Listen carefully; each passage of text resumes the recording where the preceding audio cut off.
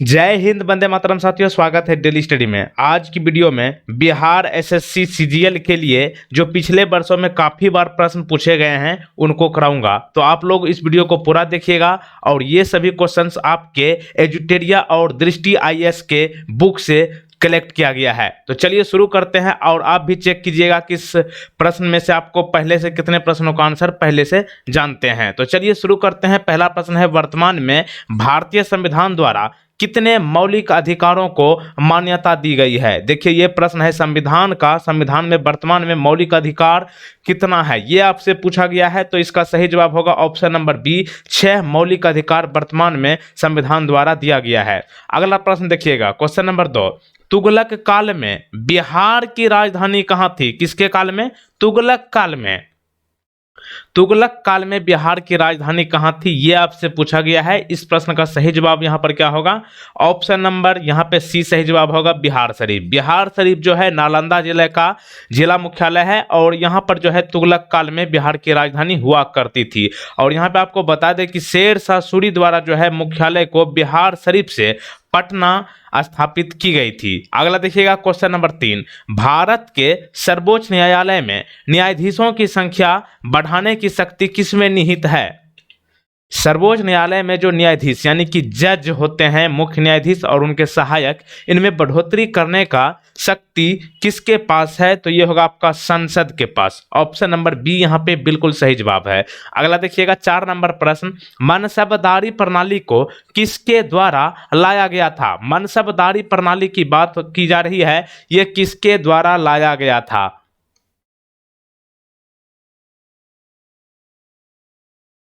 मनसबदारी प्रणाली की बात करें तो ये अकबर द्वारा लाया गया था। तो ऑप्शन ए सही जवाब। अगला देखिएगा, question number 5। Vasco D gamma का नाम आपने कई बार सुना है और पढ़ा भी है। तो देखिए, वास्को डी गामा 1498 में कहाँ आया था?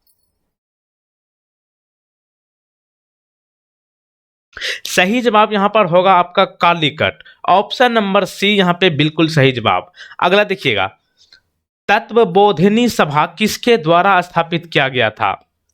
तत्वबोधिनी सभा किसके द्वारा स्थापित किया गया था?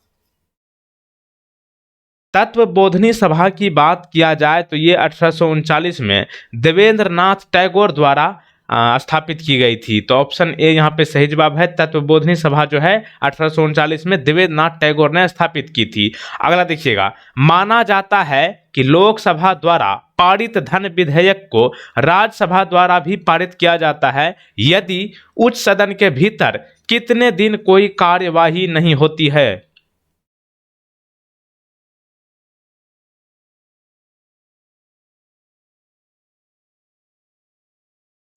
तो देखिए, उच्च सदन के भीतर अगर 14 दिन तक कोई कार्य नहीं होता है तो ये जो है लोकसभा द्वारा पारित धन विधेयक को राज्यसभा द्वारा भी पारित किया जाता है। तो यहाँ पे ध्यान रखिएगा, 14 दिन। Option number B.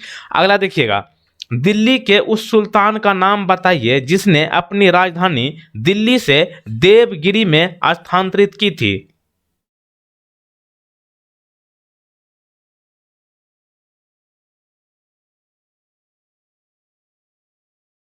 दिल्ली से देवगिरी में राजधानी बनाया था मोहम्मद बिन तुगलक। तो ऑप्शन सी सही जवाब, मोहम्मद बिन तुगलक। अगला देखिएगा, भारतीय संविधान के किस अनुच्छेद के तहत राष्ट्रपति अध्यादेश को लागू कर सकते हैं?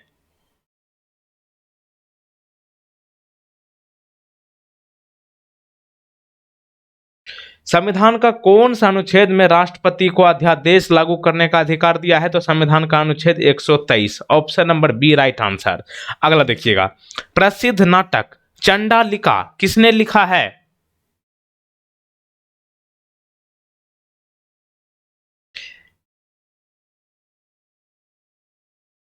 चंडालिका की बात करें, ये रविन्द्रनाथ टैगोर जी द्वारा लिखा गया है। तो ऑप्शन सी सही जवाब। अगला देखिएगा, किसकी सिफारिश पर एक चुनाव आयुक्त को कार्यालय से हटाया जा सकता है?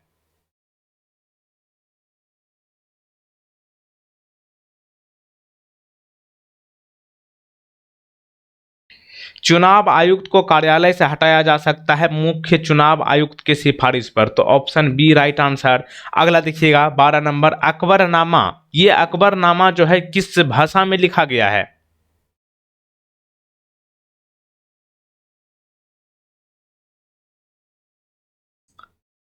अकबरनामा की बात करें तो ये फारसी भाषा में लिखा गया है, तो ऑप्शन डी सही जवाब। अगला देखिए, राष्ट्रीय विकास परिषद के अध्यक्ष कौन है?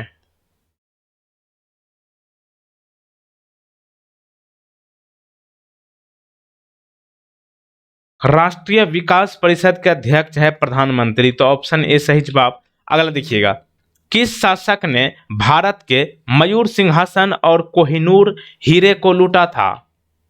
उस शासक का नाम बताएं जो कि भारत के मयूर सिंहासन और कोहिनूर हीरे को लूटा था। तो यह है नादिर शाह, ऑप्शन बी।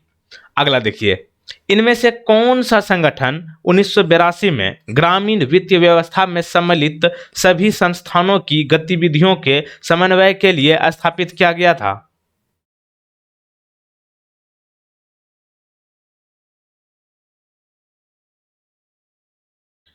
ग्रामीण वित्त व्यवस्था में सम्मिलित इसमें से नाबार्ड होगा, तो ऑप्शन सी यहां पे सही जवाब है। भारत का अंतिम मुगल शासक कौन था?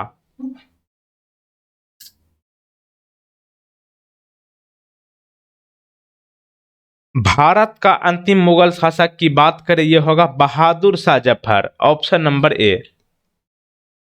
सबसे अधिक वर्षों तक राष्ट्रपति के रूप में सेवा करने का रिकॉर्ड किसके नाम है?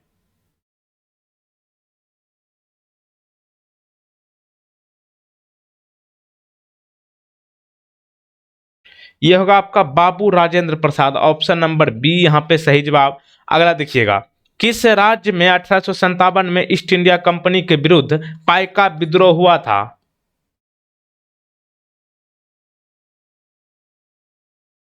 पाइका विद्रोह की यहां पर बात हो रही है, ये किस राज्य में हुआ था? उड़ीसा में।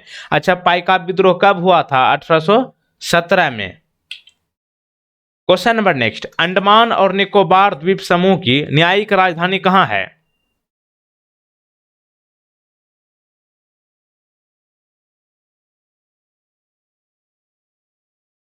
अंडमान और निकोबार द्वीप समूह की न्यायिक राजधानी की बात करें तो यह होगा पश्चिम बंगाल की राजधानी कोलकाता में।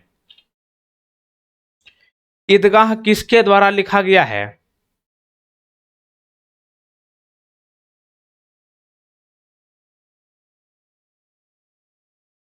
ईदगाह की बात करें तो ये मुंशी प्रेमचंद जी के द्वारा लिखा गया है, तो ऑप्शन डी सही जवाब, मुंशी प्रेमचंद।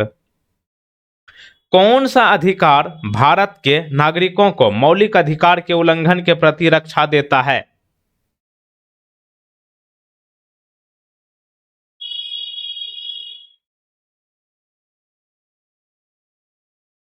तो ये संवैधानिक उपचार का अधिकार जो है आपको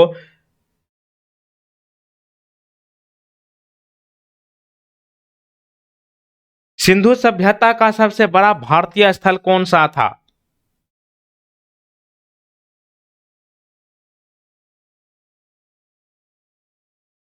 सिंधु सभ्यता का सबसे बड़ा भारतीय स्थल की बात करें तो यह होगा राखी गढ़ी, तो ऑप्शन नंबर बी सही जवाब। अगला देखिएगा, डॉक्टर भीमराव अंबेडकर द्वारा भारतीय संविधान के हृदय और आत्मा के रूप में किसे वर्णित किया गया है? मोस्ट इंपोर्टेंट प्रश्न है यहाँ पे, संविधान का कौन सा अनुच्छेद को हृदय और आत्मा के रूप में जाना जाता है? बहुत ही इंपॉर्टेंट प्रश्न है, अनुच्छेद 32 को डॉक्टर भीमराव अंबेडकर, जिन्हें संविधान का पिता कहा जाता है, इन्होंने हृदय और आत्मा के रूप में अनुच्छेद 32 को बताया है।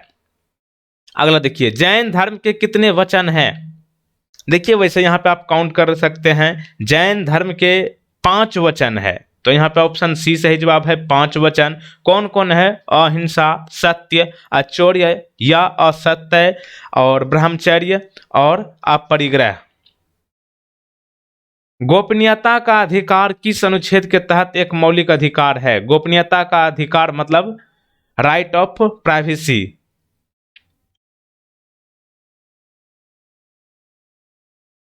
तो ये होगा आपका अनुच्छेद 21 के तहत जो है आपका गोपनीयता का अधिकार प्रदान किया गया है, तो ऑप्शन ए सही जवाब।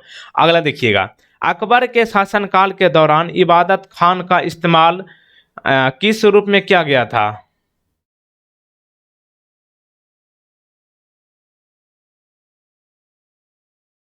इबादत खान का इस्तेमाल की बात करें तो ये होगा आपका धार्मिक बहसों के लिए स्थान जो है आपका अकबर के शासनकाल के दौरान इबादत खान का इस्तेमाल किया गया था। किस चीज के लिए? धार्मिक बहसों के लिए स्थान। भारतीय संविधान का कौन सा अनुच्छेद कारखानों में बच्चों के रोजगार पर रोक लगाने की बात करता है?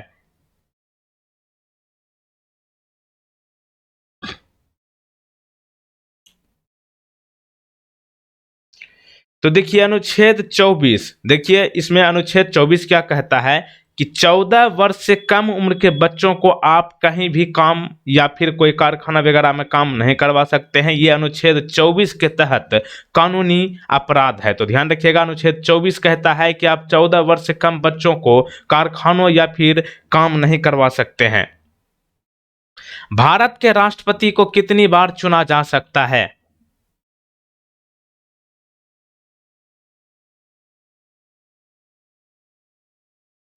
भारत के राष्ट्रपति को किसी भी संख्या के लिए चुना जाता है। ऑप्शन नंबर बी यहाँ पे सही जवाब। अगला देखिएगा, हल्दी घाटी का युद्ध कब हुआ था?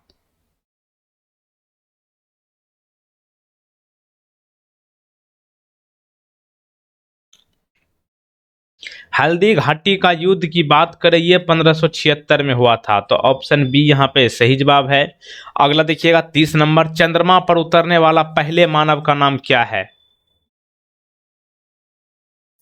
देखिए चंद्रमा पर उतरने वाला पहला भारतीय की नाम पूछा जाए तब होगा आपका राकेश शर्मा, ठीक। लेकिन यहाँ पे है चंद्रमा पर उतरने वाला पहले मानव, यानी कि दुनिया में सबसे पहले चंद्रमा पर उतरने वाला व्यक्ति कौन बने हैं? तो ये होगा आपका नील आर्मस्ट्रांग, जो कि रूस के थे, और राकेश शर्मा अपना इंडिया से पहले व्यक्ति गए हैं। अब यहाँ पे एक प्रश्न आपके लिए है, राजगीर बिहार के किस जिले में है? ये आपको नीचे कमेंट बॉक्स में बताना है। वैसे राजगीर जो है किसी जिला का जिला मुख्यालय है, उस जिला का नाम बताइएगा। जय हिंद, वंदे मातरम।